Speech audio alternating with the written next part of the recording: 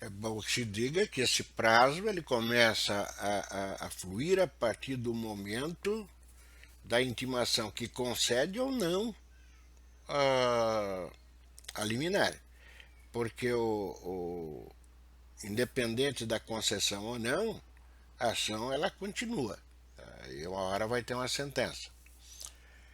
É, no o legislador de 2015, ele lá no parágrafo único do artigo 562, também do CPC, ele veda expressamente a concessão de liminar para manutenção e reintegração de posse contra pessoas jurídicas de direito público sem audiência prévia dos respectivos representantes judiciais. Eu chamo a atenção porque, com frequência, eu vejo um questionamento em concurso público, no exame da ordem, em cima desse quadrinho e dessa situação. Então, que fique bem claro que contra as pessoas de direito público, pessoas jurídicas de direito público, não cabe a concessão liminar sem a audiência prévia dos respectivos representantes judiciais. A contestação a defesa é a mais ampla possível. Se diz, você pode alegar tudo e mais alguma coisa. É óbvio que a concentração, o foco da tua defesa, ela vai estar sempre amparada na prática ou não do esbulho ou da turbação. Nós já vimos que na contestação o, o réu pode se defender alegando que, ao contrário do que alega o autor na sua petição inicial, quem realmente está sofrendo os efeitos com a prática do esbulho ou da turbação sou eu e não ele. E mais, né? Ele pode dizer o seguinte: olha, essa liminar concedida é ela que está me trazendo um efeito negativo. E é ela que está me gerando prejuízo. Então, os efeitos, quer dizer, a fundamentação do réu, ela pode ser bem ampla e nessa contestação, ele pode alegar toda a sorte de defesa prevista no nosso ordenamento jurídico. E pode, inclusive, naquele efeito tipo pedido contraposto, fazer o seu requerimento de proteção possessória.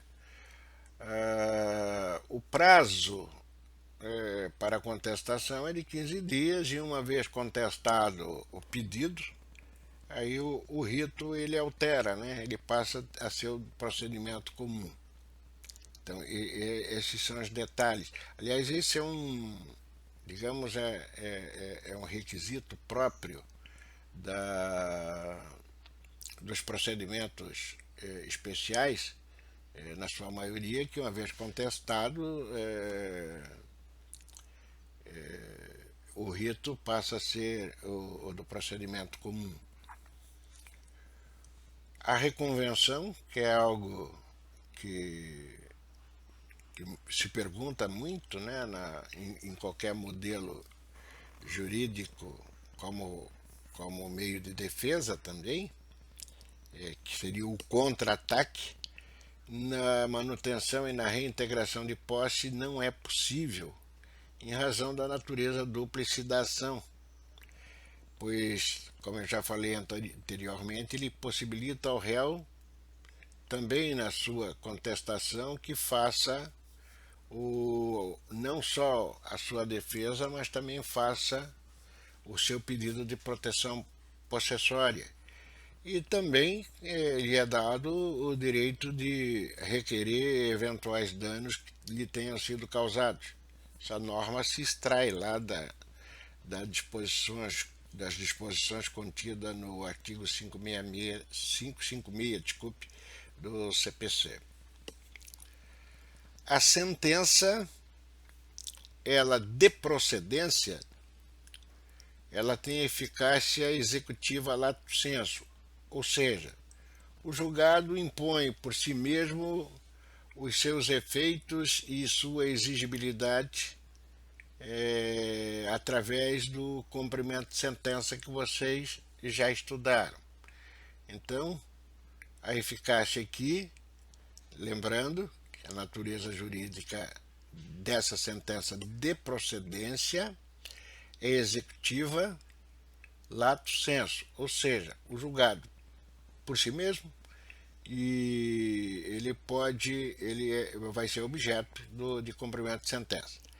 Já se a sentença for de improcedência, ela tem como efeito secundário o retorno ao estado anterior, ou seja, ao seu status quo, antes da liminar concedida. Porque geralmente se fala em liminar concedida, porque geralmente essa liminar tem. Se diz secundário porque,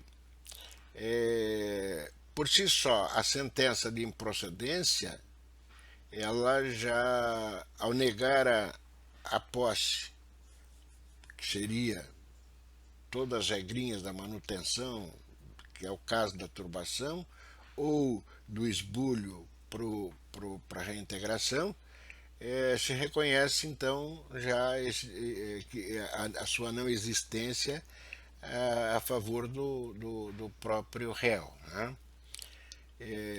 Um dado que eu quero, antes de ir para o recurso, lembrar para vocês que se eu entrar com a manutenção fundamentada em esbulho possessório,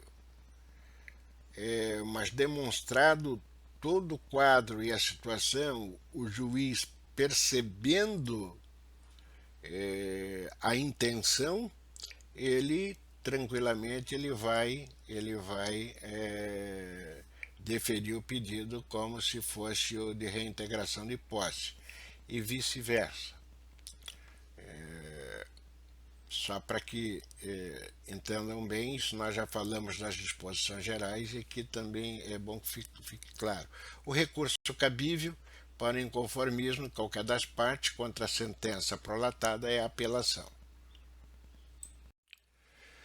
A última figurinha jurídica das possessórias de força nova refere-se então ao interdito proibitório, que encontra-se disciplinado no artigo 567 a 568 do CPC, mas lembrando que o 568 só diz que se aplicam as disposições das possessórias, também a figurinha do interdito proibitório. Estamos simplificando, sendo prático e objetivo. Legitimidade ativa, possuidor direto ou indireto. Requisito fundamental para essa ação, além da posse, que deve ser aprovado, o receio de molestamento. Elemento indispensável do pedido é o requerimento de cominação de pena para o caso de transgressão, melhor dizendo, pelo réu da liminar que vier a ser imposta. Vale dizer que se não houver uma multa, não adianta deferir a liminar. A liminar poderá ser deferida com ou sem justificação prévia, depende daquilo que for apresentado ao magistrado no momento com a petição inicial. A sentença segue os mesmos princípios das demais sentenças prolatadas nas ações possessórias, manutenção e reintegração de posse, cabendo aqui destacar que se a mesma for de improcedência e o réu tivesse sido penalizado com multa, por transgressão da liminar, referida sentença não irá isentá-lo do pagamento em questão, ou seja, ele pode ganhar a ação, mas automaticamente vai ter que pagar a multa por transgredido a liminar que tiver sido concedida.